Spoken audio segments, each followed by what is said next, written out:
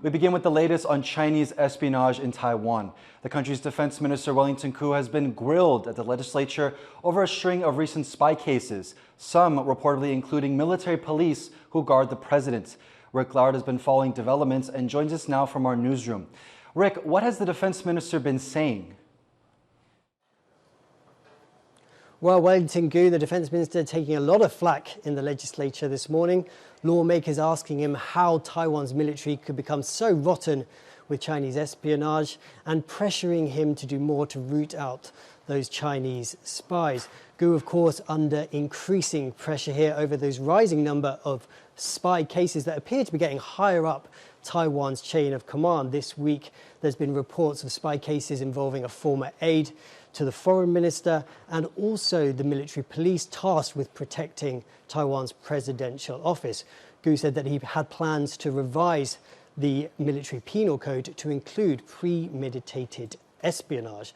This is, of course, all part of China's wider efforts to intimidate Taiwan into accepting its claims. Influence and infiltration are on the rise here. Now, to get a sense of how big an issue this is for Taiwan, I spoke to political scientist Jia-Ian Zhong of the National University of Singapore, and I began by asking him whether Taiwan was doing enough to combat Chinese espionage. Of course, more can be done, but probably more to. But Taiwan, as a democracy, will probably want to do so in a way that follows a rule of law, that respects human rights and due process and all that, which can mean that things are a little bit tougher. In some ways, it's a sort of marathon to address espionage in general and PRC espionage in particular, given the resources available to the Chinese state. In terms of military courts, in terms of investigation, in terms of capacity, these things are important. I think having clear laws that help agencies figure out what to do, that's probably useful as well. I would also note that there is the related influence operation stuff that is not exactly espionage, but is somewhat related. Those things can and probably should be clarified at the same time.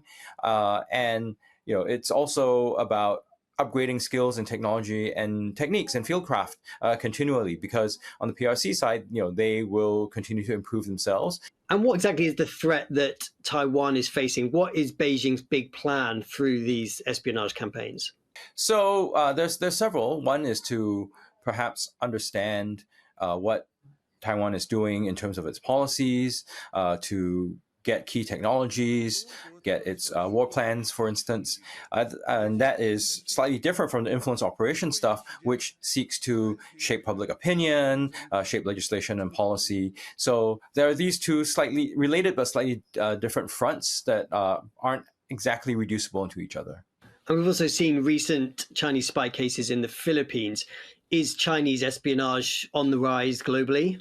So this is an interesting point. I mean, there's a claim that the PRC is stepping up its espionage activities. That having been said, with espionage cases coming to the public, of course, they create a lot of trepidation. They create they draw a lot of attention. But the fact that espionage cases are being detected also means that espionage networks are being disrupted, right? So an increase in activity, if that's matched by an increase in the breaking up of espionage activities, that is not necessarily that bad a thing. In the legislature today, the Ministry of National Defense also said that China's tactics are changing, increasingly using criminal gangs and religious groups for recruitment. This is an evolving threat for Taiwan, and what's at stake for Taiwan's military is their credibility as they lead the fight against China. Thank you, Rick. We'll be keeping an eye on those spy cases.